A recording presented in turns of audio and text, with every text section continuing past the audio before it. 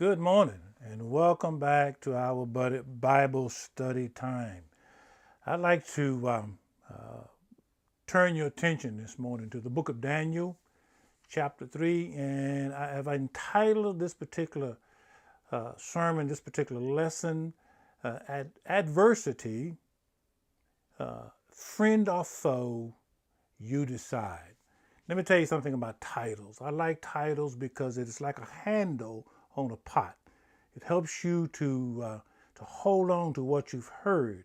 It helps you to recall that particular message, that particular sermon, because you've got this handle, this title. So again, today's title is Adversity, Friend or Foe, You Decide. And we're going to be speaking to you from the book of Daniel, chapter 3. And I'm not going to read the entire chapter, but let me just say to you that this is a wonderful story. It's got all kinds of moving parts to it. It's a human story. There are all kinds of twists and turns in the story, and there's so many that I mean, obviously it's just too many to mention. You know, there's the king, his effort to unite his kingdom under one religious movement. And then there's the story of jealousy and portrayal. Then there's the story of friendship, faith, and that's the one that I want to talk about today. So let me give you just a little background. Daniel chapter 3. I'm just going to read verses 1 and 2. And what I've done here is, I'm picking and choosing my verses so that we can move this thing along. So Daniel chapter 3, beginning with verses 1 and 2, just a little background. Nebuchadnezzar the king made an image of gold, whose height was 80 cubits, and the breadth thereof 6 cubits. He set it up in the plains of Dura, in the province of Babylon. Then Nebuchadnezzar the king sent together the princes, the governors, the captains, the judges, the treasurers, the counselors, the sheriffs, and all the rulers of the province to come to the dedication of the image which Nebuchadnezzar the king had set up. So Nebuchadnezzar had this empire, and he struggled with uniting this empire. I mean, as armies move, they encounter different religious beliefs. And so, Nebuchadnezzar decided that the thing to do was to unite his kingdom under one religious movement. He had this dream. God had given him this dream. It was a dream regarding the future of mankind as well as the future of Israel. And so he made this statue from this image. And it was made of gold. He gathered everyone from all over his empire. He sent for anyone who was in a leadership position. And he said, I want you to come. And the whole purpose of coming was to worship and to bow down to this image. I mean, anyone could come, but especially those that were employed by the king. So let's pick it up here in verse 8. And I'm reading to you from the King James. I'm going to read down to verse 12. This is interesting story here. He says, wherefore at that time certain Chaldeans came near and accused the Jews. And they spake and said unto the king Nebuchadnezzar, O king, live forever. Now, there's a little stroking there, a little stroking of the ego. O king, live forever. Thou, O king, hast made a decree that every man that shall hear the sound of the cornet and the flute and the sackbut and the psalter and the dulcimer and all kinds of music shall fall down and worship the golden image. Whoso falleth not down, and they're reminding the king of what he said. Whosoever who falleth not down and worship, that he should be cast into the midst of the burning fiery furnace. And there are certain Jews whom thou hast set over the affairs of the province of Babylon, Shadrach, Meshach, and Abednego. These men, O king, have not regarded thee. They serve not thy gods, nor worship the golden image which thou hast set up. So now, here's what happened. The king called everybody. Shadrach, Meshach, and Abednego had to come. The story doesn't tell us what Daniel was. It does not give us that insight. And so they came, and I would imagine that they've already had this conversation because they know what this gathering is all about, and they probably had said to one another, "Listen, I'm not bowing down to this image. I'm worshiping God and God only. And Jehovah is our God. End of story. And so when they got there, they had made up in their minds that they were not going to worship this image. And so they didn't bow down. When the music began to play, and people began to bow down and et cetera, they didn't bow down. Now listen real closely. There were some fellas who envied Shadrach, Meshach, and Abednego. There were some fellas who was jealous of their position. There were some fellas who were jealous of the fact that they were favored by the king and by others. There were those who wanted what they had. Now let's make it personal. There are those in your life who are jealous of what God has done for you. There are those who are jealous of how God has promoted you.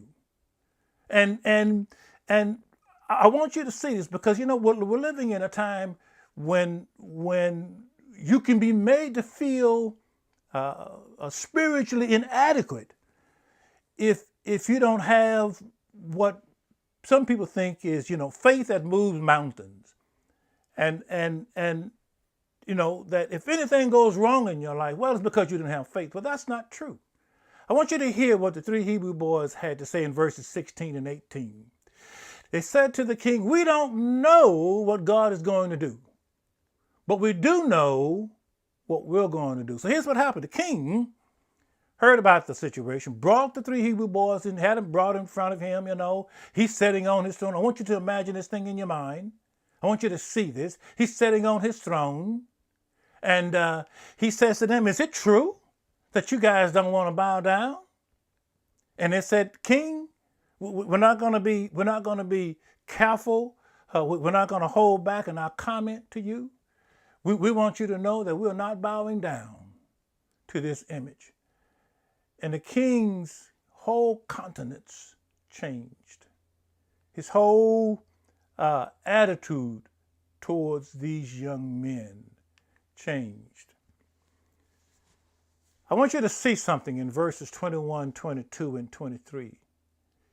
And then we want to try to make it real personal for you. So let me read to you, beginning with verse 21. And again, I'm reading from the King James. These three men, pay close attention now to what this says, were bound in their coats and their hosen and their hats and their other garments, and were cast into the midst of the burning fiery furnace.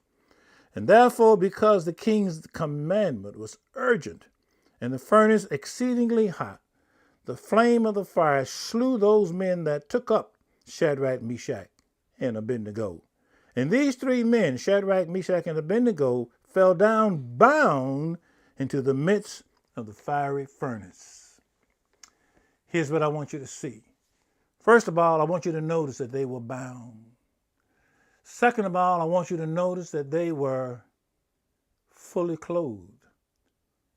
Friend, they were dressed for the occasion. They were dressed for the situation. They had their coats on, had their hosen on, had their hats on. The Bible said that they had their other garments on. They were fully clothed for the situation. In other words, they had on the whole armor of God. Now, let me say something to you that's extremely important. You cannot avoid the difficulties of life. You cannot avoid the bad experiences in life. It's a part of the course. When a golfer goes out and plays golf, the sand pits and etc. is a part of the course. It's designed into the course. And God has designed into your journey and my journey some sand pits, some fiery experiences. They were fully clothed. Here's my question to you this morning.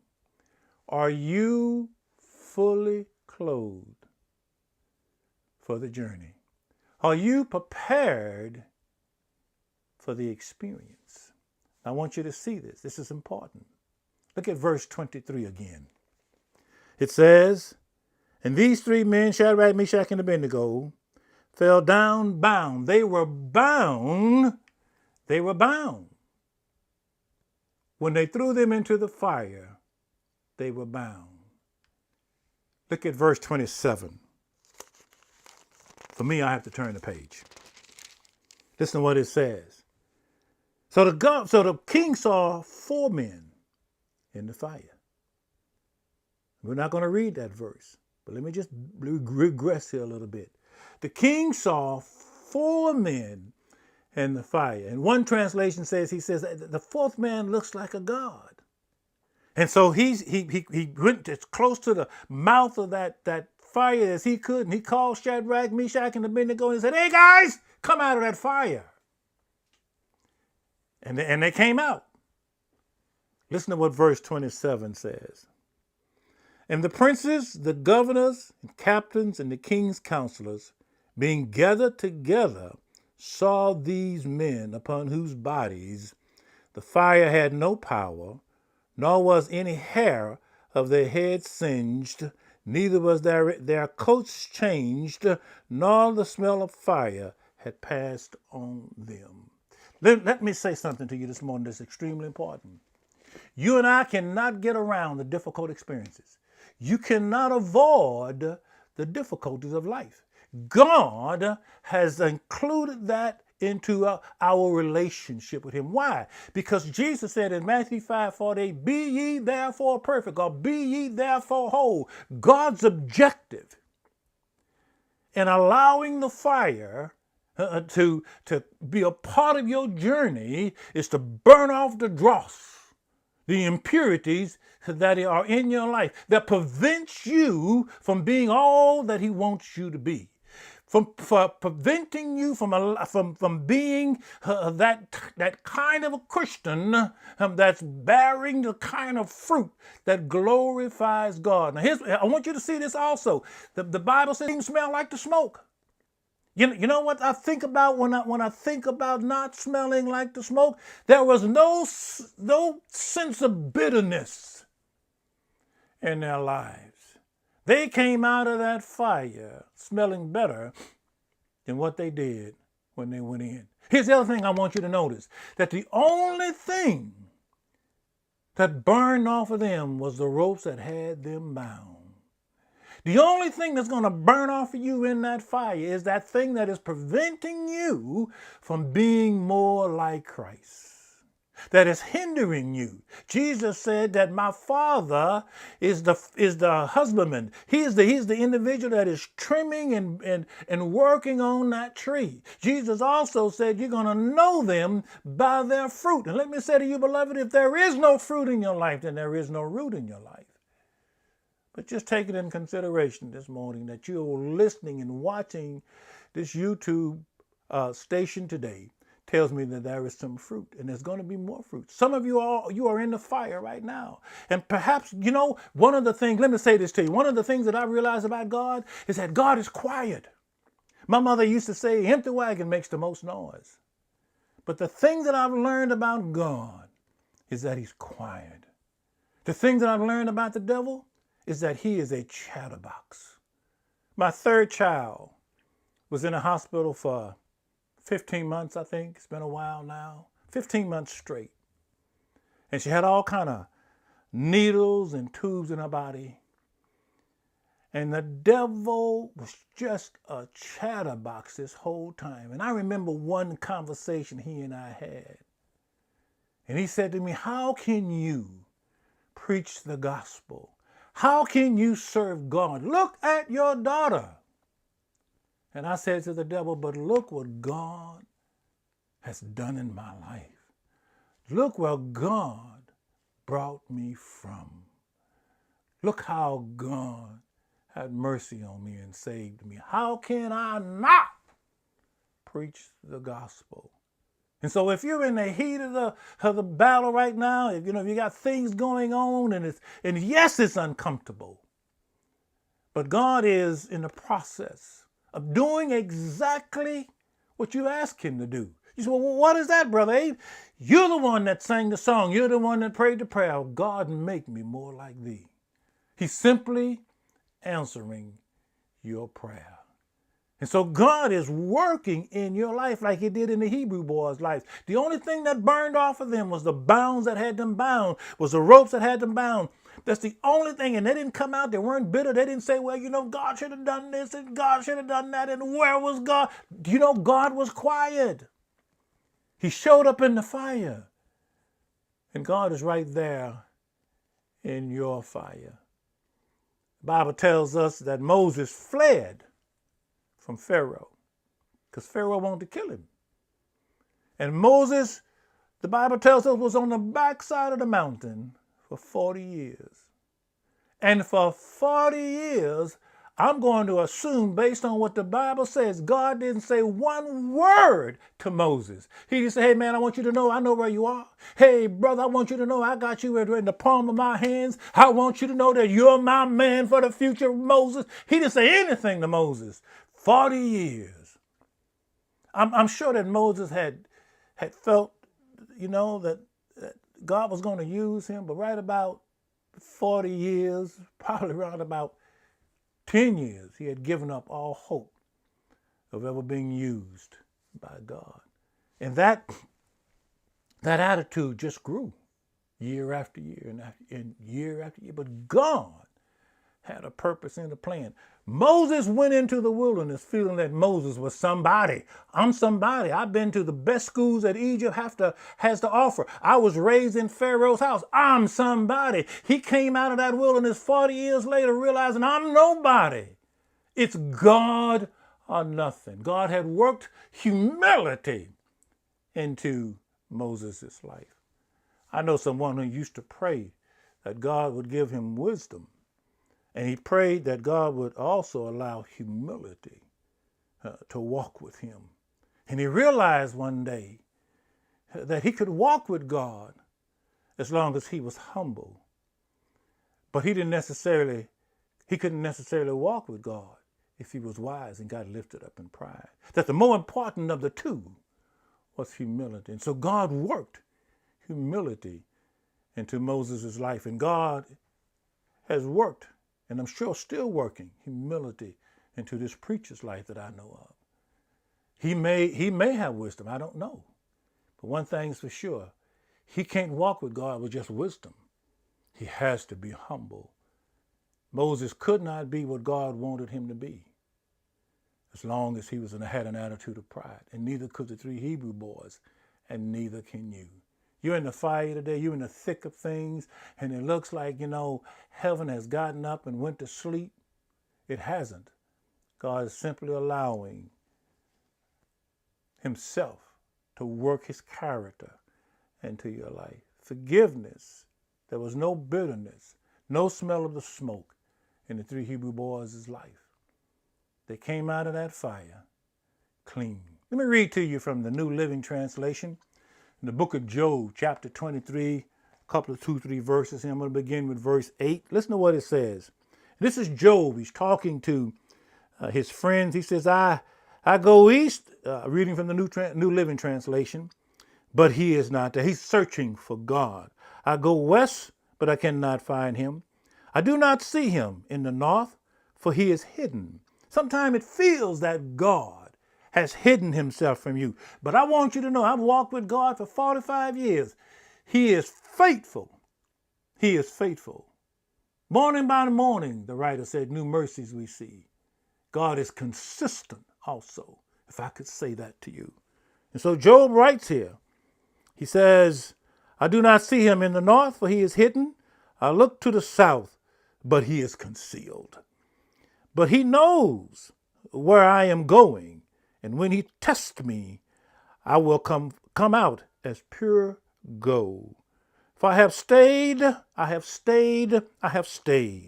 on God's path. I have followed his ways and not turned aside. In the midst of this difficulty, when my wife told me that I need to curse God and roll over and die, let me tell you something. She abandoned Job emotionally. When my friend showed up and said, Job, what did you do to God? How did you offend God? You've done something to God. Why don't you stop lying? When everybody misunderstood Job, Job said, I have stayed on course. I have stayed on God's path. I have followed his ways and not turned aside. I have not departed from his commandments, but have treasured his words more than my daily food. Job was a man who said, in the midst of the situation, in the midst of this horrible, horrible thing that has happened to me, my children are dead and my wealth is gone, and it looks like God has forsaken me. He says, I know that God has not. Job said, I'm going to stay the course. And let me encourage you today that you may be in the heat of the situation. You may be in the fire itself, and it may be uncomfortable to your mind. Let me encourage you today. Let me remind you that God has not forsaken you. Hagar said, thou God that seeth me.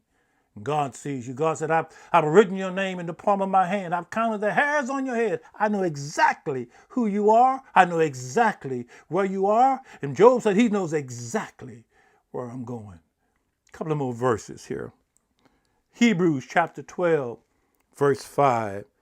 And have you forgotten the encouraging words God spoke to you as his children? He said, my child, don't make light of the Lord's discipline, and don't give up when he corrects you. Don't make light of the Lord's discipline, and don't give up. You know, we want to throw up our hands. Let me tell you something. If God is chastening you, he loves you. You can't walk with God without God chastening you. God's going to put the church on display. He's going to say, look what I've done. A couple of more verses. Hebrews 12, verse 11 says this, no discipline is enjoyable while it is happening.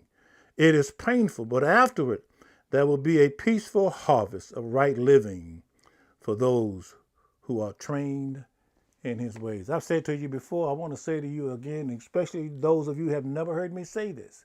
I have not always enjoyed the journey. I have walked with God for 45 years, but I like the fruit. I like what God has done in my life. Paul wrote in Romans 8:28, for we know that all things work together for good for those that love the Lord. He didn't say we understand it all today, and we don't. There are a lot of things I don't understand, but I am absolutely convinced that all things are working together for my good because I qualify, because I love the Lord. The three Hebrew boys had that same confidence, and I want to encourage you to have that same confidence that whatever's happening in your life, if you committed your life to God and you haven't taken it back and you said to God, I'm yours, I'm all yours. I don't understand, but I'm going to follow you. I guarantee you that God is going to bring you through that fire, and you're going to like what he's going to do in your life. The end of that story ends like this, that God promoted the three Hebrew boys through that king. He made that king promote the three Hebrew boys, Shadrach, Meshach, and Abednego. Thank you for listening. May God bless you. And until next time, may God keep you. Tell somebody about our Bible study.